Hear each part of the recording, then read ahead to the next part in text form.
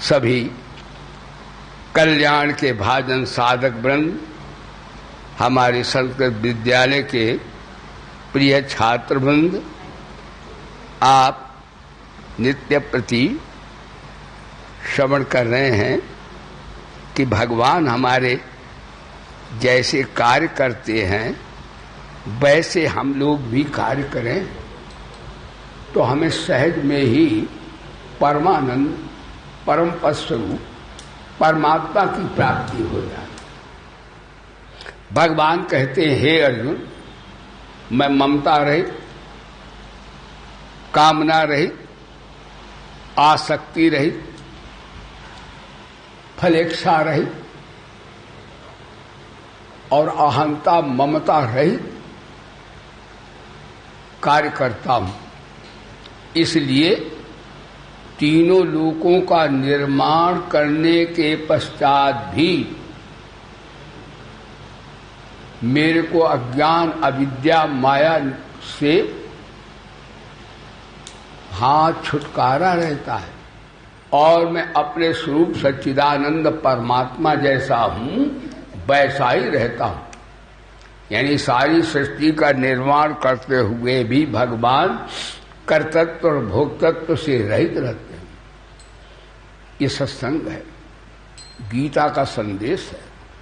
कोई भी व्यक्ति चाहे किसी मत धर्म संप्रदाय का मानने वाला हो, गीता सबके लिए है। गीता किसी संप्रदाय या किसी तबके का समर्थन नहीं बल्कि सबका समर्थन करती है। बोलिए गीता माता की हरि ज्ञान चर्चा सुनाते हैं, गीता हरि ज्ञान चर्चा सुनाते हैं और द्वैत बुद्धि भगाते हैं, गीता द्वैत बुद्धि भगाते हैं और हरि से सभी को मिलाती है, गीता हरि से सभी को मिलाती है गीता।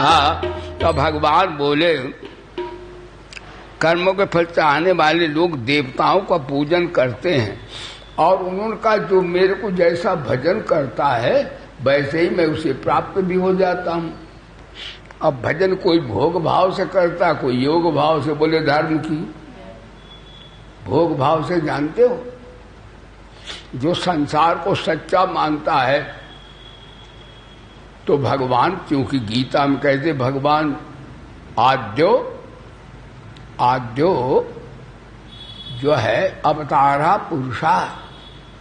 ये जगत जो है भगवान कहते मेरा ही रूप है। मैं अकेला था तो मैंने जगत का रूप रख लिया। बोले धर्म की तो जगत को जो भोग रूप से सेवन करता है तो भगवान भोगी बन के आते हैं। हम चाहे तो भगवान का भोगी बना लें, चाहे योगी बना लें, it depend on my choice. अगर भगवान को जो पदार्थ है, संसार है, भगवान ही तो है ये। यानी हम लोग रोटी, दाल, पानी, सब्जी खाते हैं, जो भगवान ही को पा रहे हैं हम लोग, लेकिन भोग भाव से पा रहे हैं। इसलिए भगवान योगी बन के नहीं मिलते, भोगी बन के आते हैं। अब भोगी बन के भगवान हमारा कल्याण नहीं कर सकते। बोलो सच्चिदानंद भगवान। हम सबको योगी बन के भगवान का भजन करना चाहिए। और योगी कब होता है? जब संसार से कुछ न चाहे और न भगवान से कुछ चाहे। बोले धर्म की संसार में से भी कुछ न चाहे और भगवान से भी कुछ न चाहे तो योगी हो जाए। और योगी तीन तरह का होता है, कर्मयोगी, ज्ञान योगी और भक्ति योगी। तो भगवान का कहने का भाव ये है कि कोई मेरे को जिस भाव से भजन करता है मैं उसको उसी भाव से मिल जाता हूं। तो भगवान का कोई निश्चित रूप नहीं है। भगवान क्या बन गए?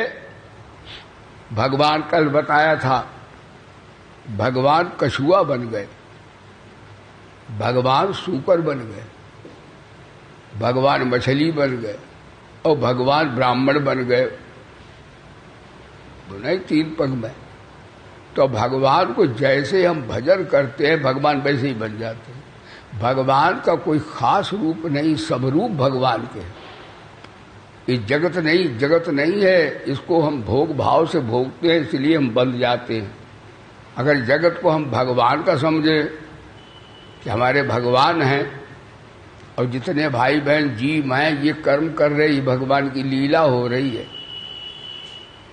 तो फिर क्या होगा? यदि ऐसी हम वृत्ति बना लें तो जगत तो फिर नहीं होगा, भगवान ही दिखेंगे। फिर यानी जगत नाम की सत्ता फिर नहीं होगी। जब हम ऐसी दृष्टि बनाएंगे तो हमें भगवान सब जगह दिखने लग जाएंगे। कितनी बढ़िया बात है, बड़ी सरल बात है। कुछ ध्यान नहीं करना, कुछ जप नहीं करना, कुछ एक करण निरपेक्ष साधना है। जैसे कल बताया था आपको, साधनाएं 2 तरह की होती। करण कहते हैं इंद्रियों को। एक इंद्रियों के द्वारा साधना होती है, जैसे वाणी से नाम जपो तो वाणी लगी, ध्यान करो तो मन बुद्धि लगी, लगाना पड़ता है। इसी तरह भगवान का कीर्तन करो तो गला लगता है। हाँ, तो जितनी पूजा करो तो हाथ लगते हैं।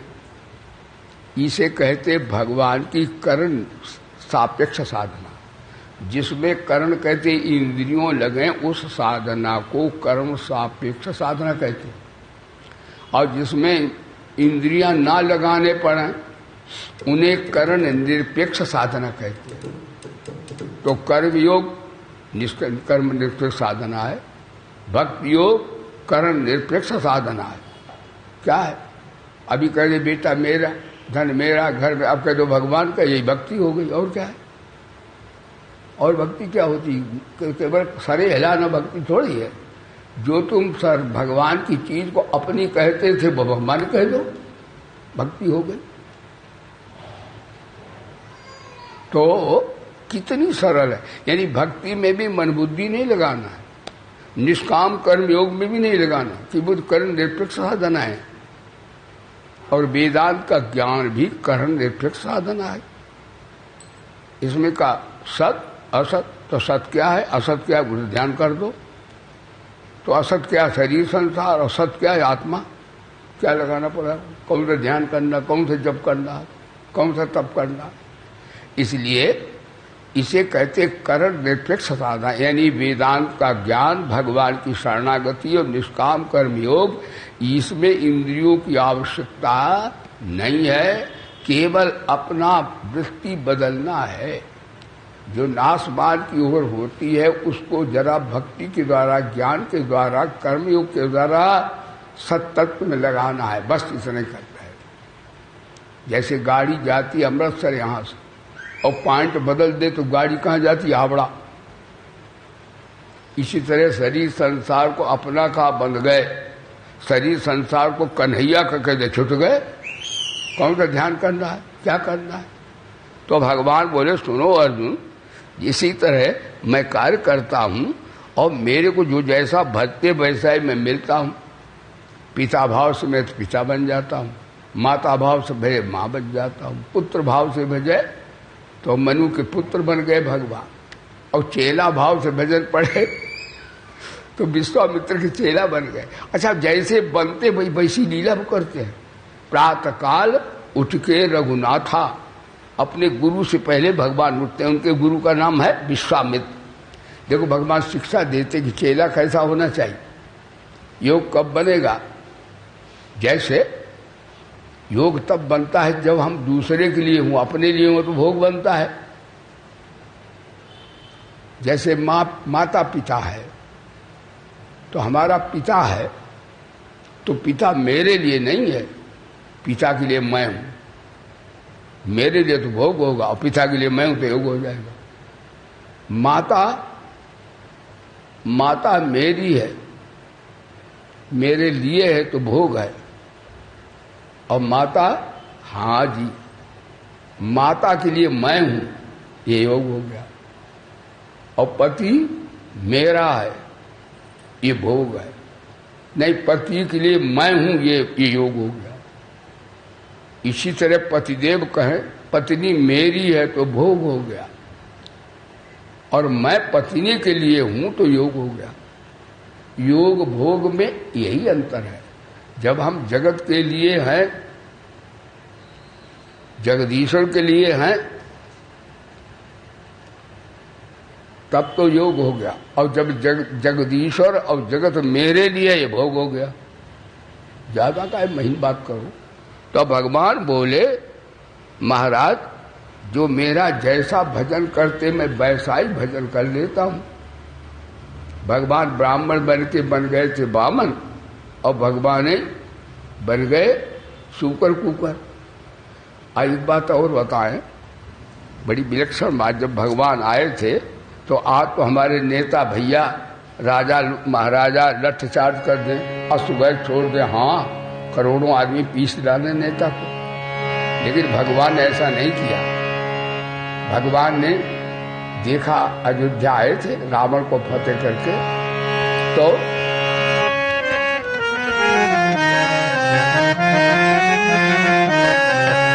अमित रूप प्रगटे,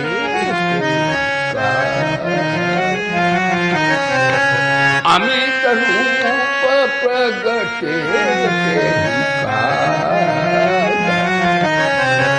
यथा जोग मिले सबही कृपा। श्री राम जय राम, जय जय राम, श्री राम जय राम। सब क्षण मह मिले सबही क्षण मह मिले सबही उमा मरम ये पाओ न जान। श्री राम जय राम, जय जय राम, श्री राम जय राम, जय राम। बोलो श्री राम जय राम, जय जय। भगवान ने अनेक रूप रख लिए, और जो उन्हें मित्र भाव से भजता उसे वो फ्रेंड दिखे, रामायण है। और उन्हें राजा भाव से दिखे, उन्हें राजा दिखे। और महाराज कौशल्या और माताओं को पुत्र रूप से दिखे। जैसी जिसकी भावना रही वैसा ही उसे प्रतीत हुआ। सब थकित हुए, सब चकित हुए, कुछ ऐसा प्रेम प्रतीत हुआ। जिसकी जैसी भावना रही वैसा ही उसे प्रतीत। तो हम जैसी भावना से देखें वैसा ही जगत बन जाएगा। यदि हम इसे जगदीश्वर रूप देखें तो ये जगदीश्वर हो जाएगा। और इसे अगर हम संसारी परिवर्तनशील देखें तो ये नाशमान हो जाएगा। वो नाशमान क्या है, कैसा है, जैसी हमारी दृष्टि है वैसी सृष्टि हमें दिखने लग जाएगी। तो भगवान कहते हैं कि महाराज इस प्रकार से बहुत तरह का भगवान कहते जो मेरा भजन करते हैं और क्षिप्रम भवत देवता, उसको मैं वैसा ही मिलता हूं। लेकिन मनुष्य लोग में जो कर्मयोगी हैं सकाम वाले, अब सकामियों की थोड़ी खबर ले रहे हैं। देखो भजन निष्कामता में होता, सकामता में भजन क्या होता, सकामता से फल मिलता है, भोग मिलता है, परमात्मा नहीं मिलता है। इसलिए भाई बहनों सारे कर्म जीवन में सकाम भाव से ही करो तो दुनिया के फल भी मिलेंगे और भगवान मिल जाएंगे। निष्कामता में घाटे ही घाटा है और सकामता में नफा ही नफा है, ध्यान दीजिएगा। तो देवता जो कैसे होते, भगवान बोले जो सकाम भाव से भजन करते हैं वो देवताओं का ज्यादा भजन करते हैं, क्योंकि देवता जल्दी से फल देते हैं। पुत्र दे देंगे, गद्दी दे देंगे, धन दे देंगे, स्वर्ग का राज्य तक दे देंगे। लेकिन देवता, ध्यान देना, देवता ऐसे जैसे दुकानदार दुकानदार को आप पैसा दो तब पदार्थ देगा। देवता दुकानदार है, लेकिन माता पिता और परमात्मा दुकानदार थोड़े होते हैं। यानी उसे पैसा दो तब देगा, पैसा न दो तो दुकानदार देवता माने दुकानदार तब देगा पदार्थ, और पैसा दो तो नहीं देगा।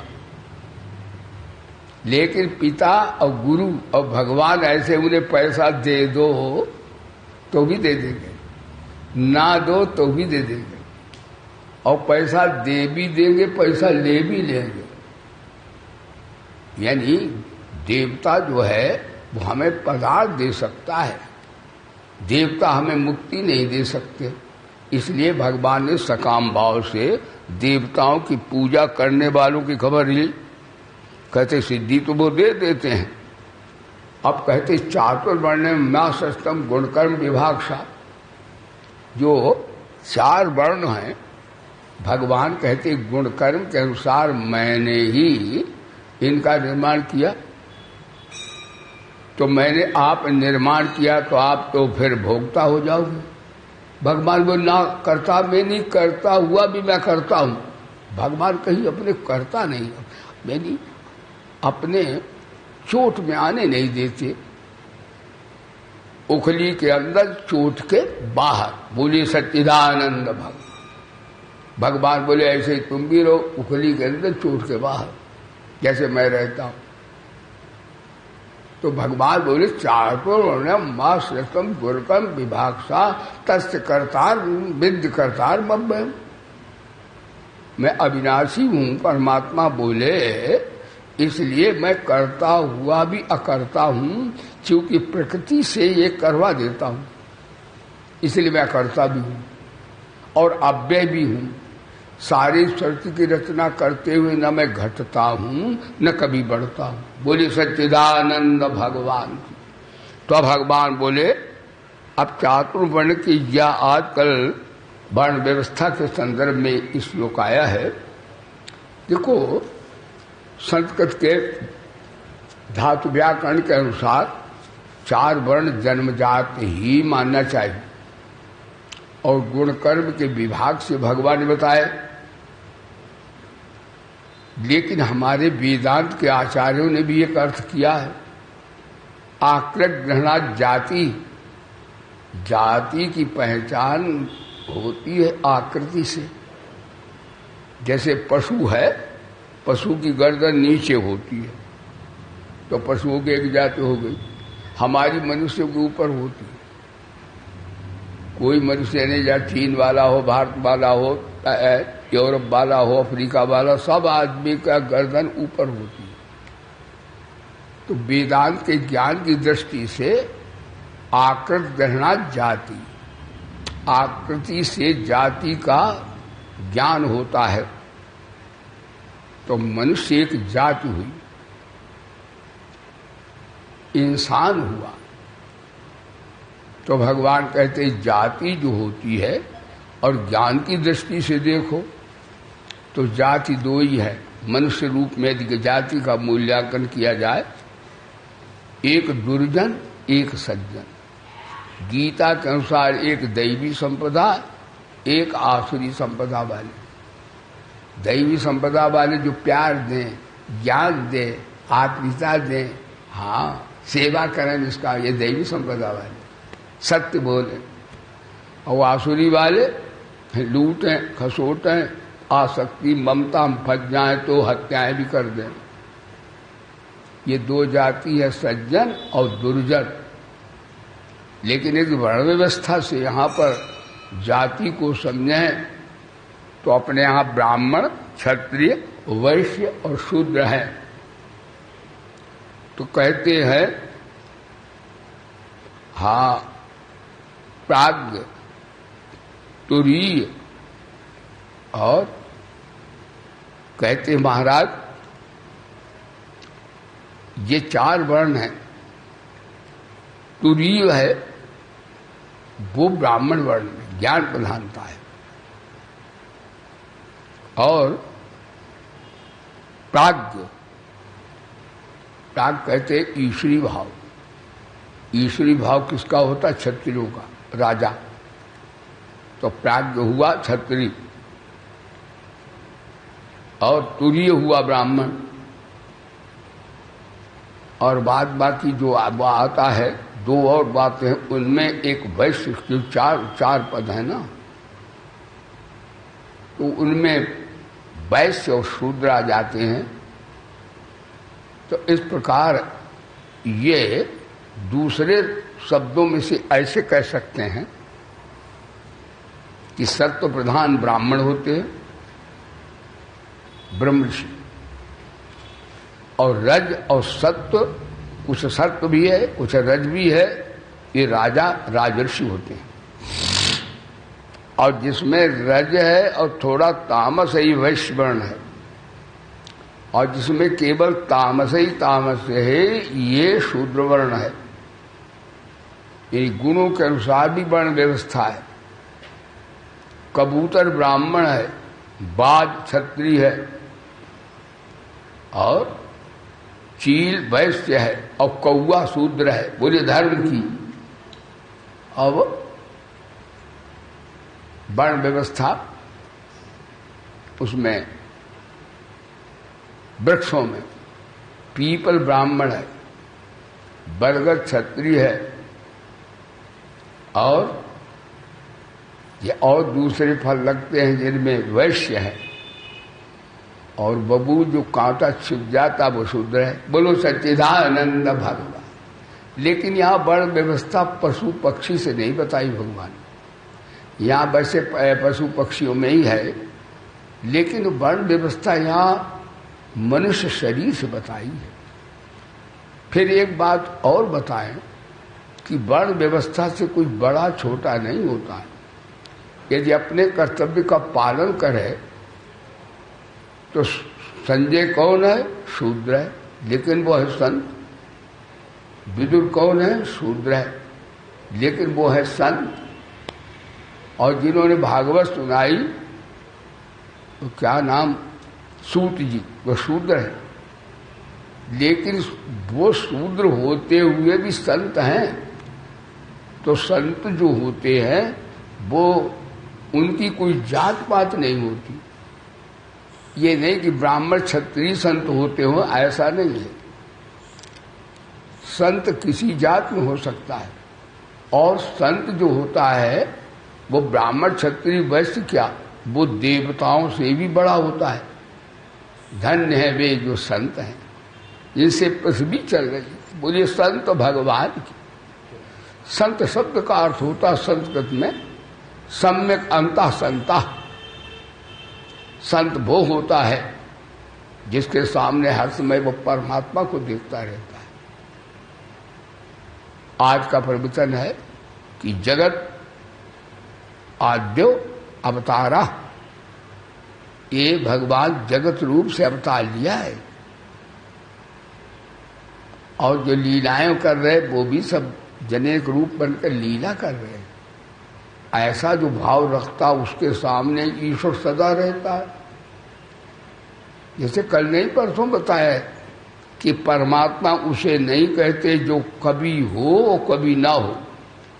परमात्मा उसे भी नहीं कहते जो किसी में हो किसी में ना हो। और परमात्मा उसे भी नहीं कहते जो किसी का हो किसी का ना हो। समम सर्वेषु भूतेषु तिष्ठन्तं परमेश्वरम विनश्य स्व अविनश्वरतम या पश्यति सपश्यति। परमात्मा प्रत्येक देश में, प्रत्येक काल में और प्रत्येक पदार्थ में लबालब भरा हुआ है। ऐसी दृष्टि जो करता उसके सामने से परमात्मा कभी ओझल नहीं होता। मैं तो बड़ा विचार कर रहा हूं सज्जनों कि ऐसा कोई मिले स्थान। मैं अपना अनुभव सुना रहा हूँ आज सत्संग में। मैं बहुत विचार कर रहा हूँ कि ऐसी कोई जगह मिले जहाँ परमात्मा ना हो। बड़ी खोज मैं कर रहा हूँ। ऐसी कोई जगह मिले जहाँ परमात्मा ना हो, और ऐसा कोई जीव मिले जिसमें परमात्मा ना हो। आई प्रभु आओ। ऐसा कोई जीव नहीं मिला जिसमें परमात्मा ना हो, और ऐसा कोई समय नहीं मिला मेरे को जिसमें परमात्मा ना हो। अभी तक तो नहीं मिला। मैं बड़ी खोज कर रहा हूं कि शायद ऐसी जगह मिले जहां परमात्मा ना हो। परमात्मा सब में बराबर बराबर बैठा हुआ है। हरिदेव जगत जगदेव हरि, हरि तो जगतो नहीं भिन्न तनु, इत्यस्तमति परमात्म गति सनराभव सागर मुद्र। तो भगवान बोले मैं अनेक रूपों से लीला करता हूं और जगत रूप मैं ही हूं। कितनी बढ़िया बात। लेकिन मैं लीला कैसे करता हूं? निर्लिप्त होकर, निष्काम होकर, अनासक्त होकर, अहंता से रहित होकर मैं ये लीला करता हूं। जगत मैं ही बन जाता हूं। कहां खोजने जाओ काहे रे बन खोजन जाई। भगवान खोजने कहां जाओगे? भगवान सब में बैठे। पुहुप मध्य ज्यों बास बसत है, मुकर माही जैसे झाई, काहे रे बन खोजन जाई। अंदर बाहर ये कई जानो, ये गुरु ज्ञान बताई। कहा नानक बिन आपा चीन्हे, मिटे न भरम की खाई। काहे रे बन पूजन जाई। तो भगवान बोले कि मेरे को ऐसा देखने वाले बीतराग हो जाते हैं और ज्ञान तप से पवित्र हो जाते हैं। ज्ञान तप जानते हो? जैसे कोई धूप में ताप तपते, चलो वो भी तप है। कोई महाराज निराहार रहते हैं, फलाहार करते, सब तप ही हैं। लेकिन भगवान बोले ये परम तप ज्ञान तपसा। ज्ञान रूप सज्जनों बड़ा भारी तप है। ज्ञान तप क्या है? कि मेरा कुछ भी नहीं है और मेरे को कुछ भी नहीं चाहिए। इससे बड़ा कोई ज्ञान नहीं होता। मेरा कुछ भी नहीं है, हम तो सता है, और मिलने वाली चीजें असत तो वास्तव में कुछ भी नहीं है। मेरे को कुछ भी नहीं चाहिए, चूंकि आत्मा कुछ भोगता नहीं है। प्राण भोगते, आत्मा तो कुछ खाता नहीं है। तो मेरा कुछ भी नहीं है, मेरे लिए अपने लिए कुछ भी नहीं चाहिए। ऐसे भाव से जो रहता है उसकी दृष्टि से परमात्मा ओझल नहीं होता। कितनी बड़ी साफ बात। ये ज्ञान तप है। इससे बड़ा चाहे 1000 वर्ष हवा खाओ, कोई बढ़िया तप नहीं। ये सबसे बढ़िया तप है। तो भगवान बोले बीतराग भय क्रोधा मनमया मां पासिता, बहवो ज्ञान तपसा पूता मदभाव मागता। ऐसे बहुत से ऋषि मुनि ज्ञान तप से अपने स्वरूप को प्राप्त करके, अपने परमात्मा को प्राप्त करके कृतकृत्य हो गए हैं। इस तरह भगवान बोले सत्संग करो। तो ध्यान दीजिएगा, चातुर्मण्य की बात बताई तो सब में राम, हम में राम, तुम में राम। इस जगत को जगदीश्वर रूप से देखो। जितनी लीलाएं वो भगवान ही कर रहे हैं। तो भगवान भूत में भी दिखेंगे, है भूत में। अरे महाराज, प्रहलाद ने खंबे में देखा भगवान। बोले धर्म की। मीरा ने सांप में देखा। और एक क्या बताएं, आज का सत्संग बड़ा बढ़िया है। और नामदेव ने कुत्ते में देखा, क्योंकि रामदेव कहते थे जगत गुरु भगवान है और जितनी लीलाएं कर रहे वही बन रहे। कुत्ता, बिल्ली, ब्रह्मा, विष्णु, वही तो है और कुछ तो है ही नहीं। नामदेव भोजन पका रहे थे, भोजन रख रहे थे और उनके पास घी का कटोरा भी रखा था। और कुत्ता आया। नामदेव इधर देख रहे थे, वो 2-3 रोटी मुंह में दाब के लेके भाग खड़ा हुआ। नामदेव तो सब में भगवान देखते थे, उनकी दृष्टि में कुत्ता उत्ता नहीं है। आज का प्रवचन यह दृष्टम तस्तम, जैसा तुम देखते हो वैसा दिखने लगता है। इस बुराई के रूप में देखो तो संसार सब बुरा दिखेगा, और भगवत रूप देखो तो भगवान भूत में भी दिखेगा, और है भूत में भी। वहां निष्क्रिय ब्रह्म है, ज्ञान की भाषा में क्रियाशील तो नहीं है कि कुत्ते को कोई प्रणाम नहीं करता। प्रणाम तो आचार्य गुरुओं को, संतों को, माता पिता को ही किया जाता है, लेकिन है उसमें परमात्मा, निष्क्रिय सुषुप्त ब्रह्म है। भाव से उसको भी प्रणाम करो।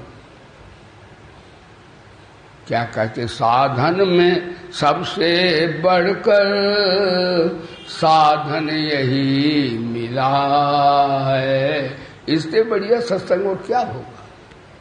साधन में सबसे बढ़कर साधन यही मिला है। हरि रूप चराचर को मस्तक सदा झुकाना।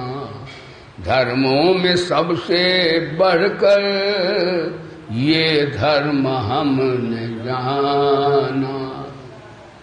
हरगिज कभी किसी के दिल को नहीं, कि किसी को यही नहीं, भगवाने हैं। जब आप दुख देते तो भगवाने को दुख दे रहे, सुख देते हम तो भगवाने को दे रहे। ऐसी दृष्टि कितनी बढ़िया। ये ज्ञान तप है। ज्ञान तप माने जो भी है मेरा नहीं है और मेरे लिए नहीं है, जिसका है उसके लिए है। इससे बढ़िया तब दुनिया में, इसमें वेदांत, ज्ञान, भक्ति सब आ गया। ये महामंत्र से बोलना चाहिए कि मेरा कुछ भी नहीं है, जो मिला वो मेरा नहीं है, मेरे लिए नहीं है। कितनी बढ़िया बात आ जाए, बड़े बढ़िया। यही ज्ञान तप है। इससे बढ़िया कोई तप है नहीं, से तुरंत परमात्मा का ज्ञान होता है। देखो, सत्संग एक ऐसी विधा है, जब तप करना अच्छी बात है, लेकिन उससे देर में होता है, लेकिन सत्संग से तुरंत होता है। इसलिए कहते तात स्वर्ग अपवर्ग सुख, धैर्य तुला एक अंग, तूलन ताहि सकल मिली, जो सुख लब सत्संग। क्षणमात्र के सत्संग से वाल्मीकि ब्रह्म स्वरूप हो गया। अरे गणिका तर गई, अजामिल तर गया, जनी कितने न मालूम, पापी कसाई सलन तर गए। ये सत्संग की बड़ी भारी महिमा है। तो नामदेव ने रोटी रखी, कुत्ता लेके रोटी भागा। नामदेव तो जगत को जगदीश्वर मानते हैं, कुत्ता उत्ता थोड़े उनकी दृष्टि में है। नामदेव ने रोटी पकाई और रोटी कुत्ते ने उठाई, पीछे घी का कटोरा लिए जा रहे। बोले रूखी न खाओ, भगवान घी तो लेते जाओ। ये भगवान ये क्या कर रहे हो? मैं खाऊंगा चुपड़ी और तुम खाओगे रूखी। तो पीछे भाग। और कुत्ता तो कुत्ता है। खंदक पड़ा तो नामदेव उन्हीं के ऊपर से गिरे। और कुत्ता वुत्ता कुछ नहीं, जैसे खंबे से भगवान प्रकट हो गए तो भगवान सब में हैं, कुत्ते से भगवान प्रकट हो गए। अरे नामदेव की कैसी ज्ञान रूपा तप है। इतने नामदेव ऊंचे महात्मा, और हम अपने माता पिता गुरु में भगवान को नहीं देख पाते, जबकि भगवान कुत्ते में बैठे। यही भगवान बोले यही तप है। इससे बड़ा कोई साधन कौन होगा दुनिया में। इसलिए भैया आज का सत्संग यही है कि ज्ञान रूप तप हमको सबको करना चाहिए। ज्ञान रूप तप यही है कि जो भी है अपनी वस्तु नहीं है, अपने लिए नहीं है,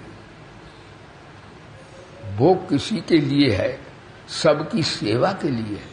सबकी सेवा करेंगे तो हमारी अविद्या, जड़ता, मूर्खता समाप्त होगी। और अपनी मान लेंगे ईश्वर को छोड़कर तो महाराज माया, अविद्या, अंधकार, जड़ता आ जाएगी। आज यहीं पर, कल से फिर सत्संग आप कीजिएगा। बड़ा आनंद हुआ है। सत्संग की बातें अच्छी है, इनको जीवन में धारण करना चाहिए। ये नहीं अभी सुन लिया थोड़ी देर फिर भूल गए, नहीं, इन पर मनन करना चाहिए, विचार करना चाहिए। काश क्या हमारी स्थिति आजकल इसी रूप की चल रही है? हमारी दृष्टि सबकी ऐसी बनी है कि नहीं अभी बनी है? यदि नहीं बनी है तो बनाने का प्रयास कीजिए। प्रेम से बोलिए वेद। हाँ भैया, गौ माता के विषय में कुछ कहेगा?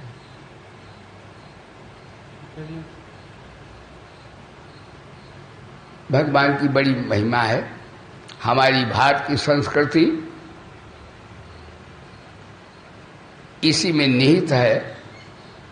गीता गंगा च गायत्री गौ गुरु तुलसी दलम पूजा च पंच देवानाम हिंदू धर्मस्य लक्षणम। गीता भगवान की साक्षात वाणी है। गंगा माँ हमें पावन पवित्र करती है। बोले गंगा माता की। गीता गंगा च गायत्री, गायत्री तो इतनी महाशक्ति है, तो भेद माता है।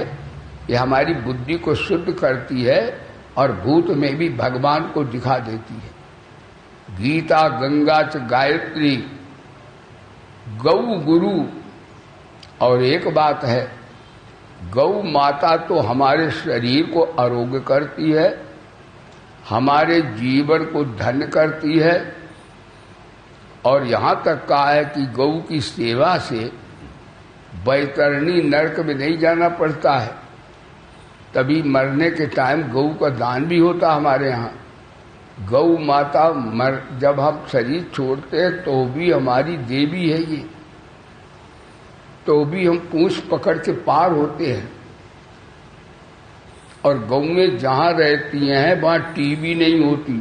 देशी गौ में जहाँ हो वहाँ कोई जर्म नहीं लगेगा। गौ का गोबर मूत्र से जो पंचगव्य बनता है, जिससे हमारे ठाकुर भी पवित्र, भगवान तो सबको पवित्र करते हैं, लेकिन भगवान भी पंचगव्य जो है भगवान को स्नान कराया जाता है, चरणामृत बनता है। वो गौ के गोबर, गौ के दूध, गौ का घृत, उसी से बनता है सब, पंचगव्य जिसे कहते हैं। तो गौ की सेवा में, गौ में 33 करोड़ देवताओं का वास है। तभी कहा जाता गौ सेवा गोविंद सेवा। इसलिए जो भाई बहन सत्संग श्रवण कर रहे हैं, मैं उनसे पुरजोर शब्दों में संकेत देता हूं ईश्वर की ओर से कि प्रत्येक दिवस गौ माता को एक रोटी दे करके तब आप भोजन करें। एक गौ को कुछ खिला दें तो भोजन करें, तो 33 करोड़ देवता और भगवान संतुष्ट होते हैं। इनकी महिमा तो बहुत है। और एक बात बताते हैं, गौ दुग्ध पान करने वाला दीर्घजीवी होता है, लेकिन देसी गौ, जर्सी को नहीं, उस गौ को नहीं मानते। गौ मूत्र पान करने वाला अभी भी बिना औषधि के स्वभाव से बर जी सकता है। तो गौ हमें सद्बुद्धि भी देती है। इनका घी दूध भी बुद्धि अच्छी बनाता है, और शरीर में वात पित्त कफ के रोगों का नाश हो जाता है। गौ के दर्शन से पवित्रता होती है, और जब शरीर व्याधि से मुक्त हो जाता है तो वो अपार लक्ष्मी घर में आती है। बोले गौ माता की जो भाई बहन बिना झूठ बोले, बिना वैसे किए लक्ष्मी की प्राप्ति करना चाहें, वो गौ माता की तन से, मन से और धन से सेवा करें। तन से भी करें, नहलाएं, मन से भी उन्हें देवी माने कि उसमें हमारे भगवान का वास है। भगवान कहते हैं गवाम मध्य, बस भगवान का नाम ही गोपाल है। गौएं चराते भी हैं, तो गोपाल नाम है उनका। तो इस प्रकार से भाई इस समय विश्व की ऐसी स्थिति आई, वैसे हमारे सभी प्यारे भक्तगण अपने यहाँ गौशाला भी है, बड़ी श्रद्धा से सेवा करते हैं, बिना कहे करते हैं। और ये गौशाला, पौशाला, अनाथालय, विद्यालय ये संत अपने लिए थोड़ी बनवाते हैं। संत को कोई पैसे की आवश्यकता नहीं होती। संत जहाँ जाते वहाँ उनके पीछे लक्ष्मी घर में जाते हैं, खूब बढ़िया भाई बहन खिलाते हैं और दक्षिणा भी देते हैं। तो संतों को कोई पैसे की आवश्यकता नहीं, वस्त्र की आवश्यकता नहीं है। संत सदा कृतकृत्य होते हैं, वो तो देने आते हैं विश्व को। बोले संत भगवान की। लेकिन भक्तों का, सेवकों का, उनसे पाप हो जाता अधिक पैसा इकट्ठा करने का। तब संत कहते भैया तुम्हारे लिए गौशाला हमने खोल दिया है, इसमें अपना पवित्र कर लो। तुम्हारे लिए मैंने विद्यालय संस्कृत का खोल दिया है, इसमें अपने बच्चों की सेवा करके अपने अन्न धन को पवित्र करो। तुम्हारे लिए मैंने औषधालय खोल दिया है। ये भक्तों के पाप दूर करने के लिए संत करते हैं। संतों को कोई विद्यालय खोलने की आवश्यकता नहीं है। वो तो स्वतः ही भजन करते, उन्हें कौन सा ज्ञान है। संतों के लिए किसी प्रकार की आवश्यकता नहीं होती। तो अपने भक्तों को, चूंकि आज परिस्थिति दुर्दान दैत्यों ने ऐसी बनाई है कि हम लोग घरों में बैठ गए, हमारे व्यापार भी बंद हो गए, हमारे मोटर बंद हो गए, हवाई जहाज बंद हो गए, दुकानें बंद हो गई, सब कुछ बंद ही जैसा हो गया। हमारा प्यारा भारत देश भी आज संकट जैसी स्थिति में आया है। हालांकि विजय हमारी होगी, हम सबका कल्याण चाहते हैं, बोले भारत माता की। तो सबसे भाई ये कहते हैं कि अपने यहाँ जहाँ जहाँ गौशाले हैं वहाँ वहाँ अवश्य आप योगदान करें, क्योंकि संत महापुरुष अब प्रचार प्रसार भी तो नहीं कर सकते। इसलिए सभी भक्तों का ये दायित्व है, जिनकी जैसी शक्ति है वो गौशाला में बिना कहे वैसे ही अपना रोटी, अपना टिक्कर अवश्य दें। पास में हो तो दें, दूर में गौशाले हों गुरुजनों के तो बड़ी श्रद्धा के साथ अपनी पुनीत कमाई भेंट करें। एक बात और इसमें पुरजोर शब्दों में कह रहा हूं कि आज गऊओं को रखना सामान्य बात नहीं है। कुछ सरकार थोड़ा बहुत दे देती है, लेकिन भैया अपने यहाँ तो ऐसा ही है। तो गऊएं जो हैं भूमि के द्वारा बिना भूमि के नहीं रह सकती। इसलिए भाई हम अपने प्रिय भक्तों को ये प्रेरणा करता हूं कि हमारा भी विचार है ताकि गौशाला हमारा समाप्त ना हो। क्योंकि भैया हम कोई संचय खोर तो है नहीं जो बहुत से पैसे जमा हों। तो वो भूमि विचार किया है कि भूमि लेंगे और दूर मिलेगी, यहाँ तो मानक बहुत महंगी है। तो महाराज भूमि लेने का विचार है कि जो भक्त चाहें हमें पैसा ना दें, वो आकर के हमारे खजांची को जो खरीदेंगे उनसे संपर्क कर लें।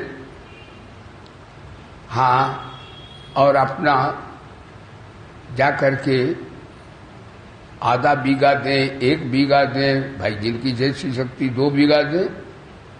तो ये गौशाला चलता रहेगा। सभी भक्त श्रद्धा के साथ, भावना के साथ अवश्य गौ माता के लिए और विद्यालय जहाँ पर वेद विद्या का प्रकाशन होता है, बच्चों को भारत की संस्कृति के अनुसार शिक्षा दीक्षा होती है। यही बच्चे हमारे दयानंद, विवेकानंद, राम तीर्थ बनेंगे और तुलसीदास और महाराज रामकृष्ण परमहंस। ऐसा अपना भी है विद्यालय, प्रारंभिक अवस्था में है तो पूर्व से भी चल रहा है, बहुत दिन का है। तो इसमें भी हम लोग सभी भाई भारत की संस्कृति की रक्षा करें और कोरोना से भी अपनी रक्षा करें। जैसा हमारे प्रधानमंत्री जी कहते हैं कि भाई आपका मुख में भी हाँ मक्ष बांध ले और महाराज संयुक्त जीवन व्यतीत करें, सात्विक आहार विहार करें, कसरत करें, सबकी सेवा करें और जैसा गिलोय औषधियों में प्रधान है, गिलोय, तुलसी, काली मिर्च और महाराज ये अश्वगंधा ऐसी बूटियां हैं, ये जड़ को बिल्कुल समाप्त करने वाली हैं। इनका भी सब सेवन करें और विजय भाट की होगी, क्योंकि हम सबका कल्याण चाहते हैं। सर्वे भवन्तु सुखिना, सर्वे सन्तु निरामया, सर्वे भद्राणि पश्यन्तु, मां कश्चित् दुख भाग भवेत्। बोलिए धर्म, बोलिए भारत माता की, वेद भगवान की, श्री गायत्री माता की, श्री गीता माता की, श्री गंगा माता की, श्री भोले बाबा की, श्री पवन सुत हनुमान की, श्री गुरुदेव भगवान की। धर्म की, अधर्म का, प्राणियों में, हर विश्व का, हर हर महादेव। जय जय श्री राधे। सर्वे भवन्तु सुखिना, सर्वे सन्तु निरामया, सर्वे भद्राणि पश्यन्तु, मां कश्चित् दुख भाग भवेत्। ओम शांति शांति। बोले सद्गुरुदेव भगवान की।